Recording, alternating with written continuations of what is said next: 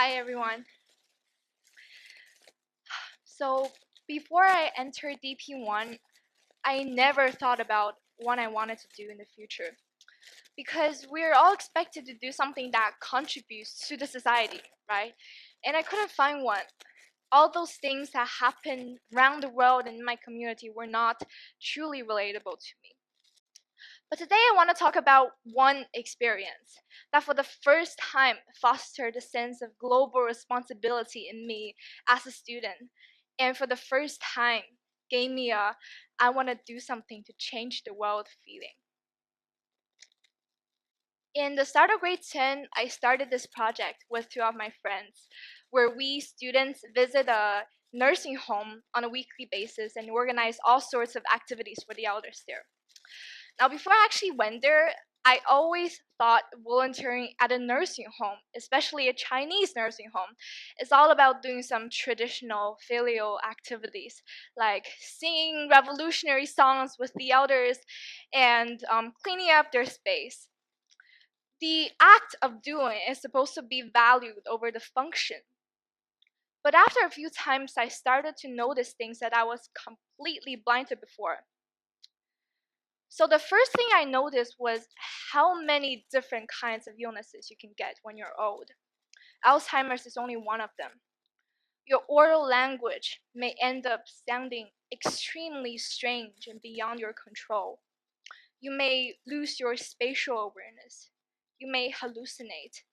You may live with a single expression on your face or a single thought in your mind, or at least appear to. It took me quite a while to overcome the devastation on my mind and accept that this is a normal part of life. And it also took me a while to interact with these individuals with no fear in my heart and with complete candor and respect. The second thing I noticed was the fear of loss among these elders and how little right to freedom they perceive themselves to have. There was one time when we bought Chinese traditional fans for these elders to paint on. I remember this elder who had Alzheimer's repeatedly asking me if this fan is hers now and whether I was going to give it away. Of course, I was not. We bought it as a gift for them.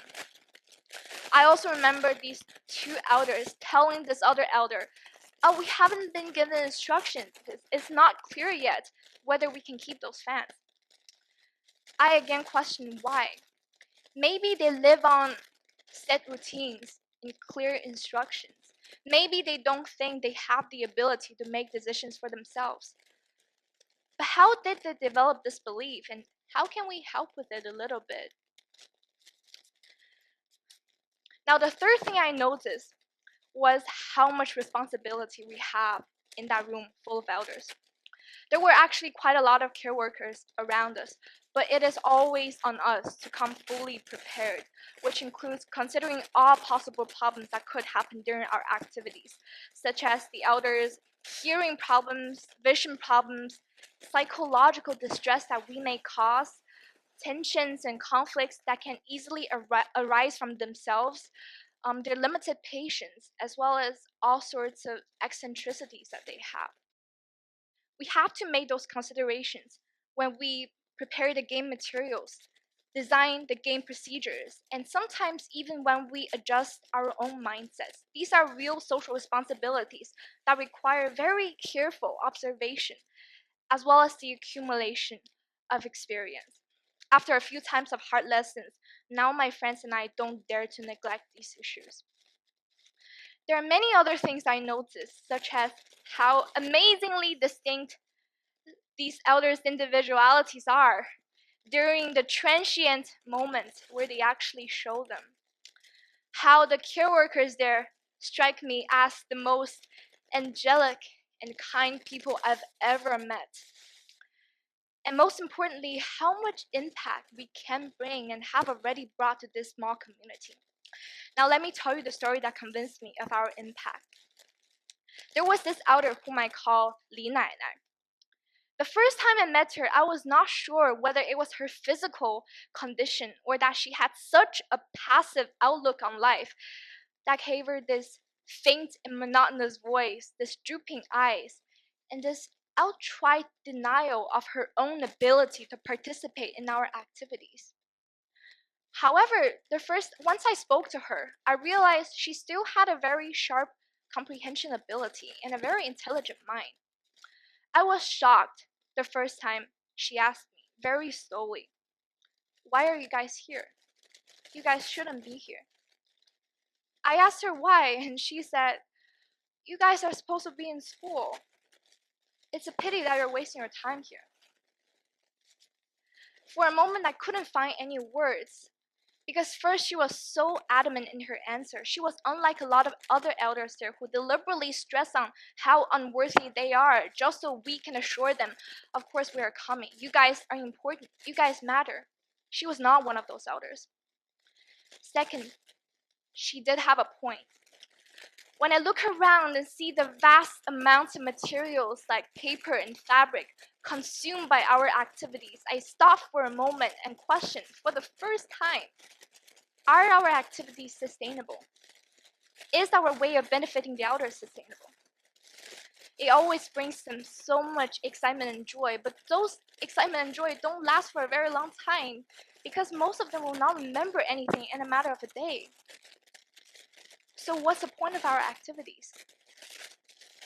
Lina and I had a point, and because she said this, I later spent my whole time there exploring what is the true value of our action, reflecting on our goals, the society, hoping I could bring forward new changes, curious about how progressive we really are in tackling this social issue. But at that moment when we were talking, I told her what I always believed. I told her we come because of pure happiness, which was true because the immense happiness of connecting so closely with those unique, lonely individuals is ineffable. It took me a long while to convince her, but after that, we had a very nice long talk.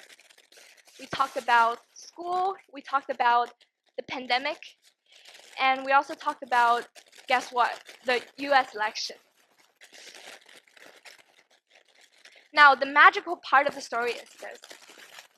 Ever since that, whenever we visit, if Lina and I sees a girl who looks similar to me, she would turn her head suddenly from this forever static position and utter out my name in a voice so much louder than usual, her eyes shimmering. She is usually surrounded by this impenetrable air of solitude and stillness, with her eyes closed as if she is asleep. But she reacts to my presence, so strongly. It was such a magical moment for me. I instantly knew what I told her last time completely changed her belief that she was not worthy of company. So just like that, I proved her wrong. So why am I telling you this story? After all these times in that nursing home, something changed in me. For the first time, I diverted my attention away from school grades and SAT onto the lives of people unrelated to me. For the first time, I feel the sphere of my world extending, my influence spreading under heavy responsibility.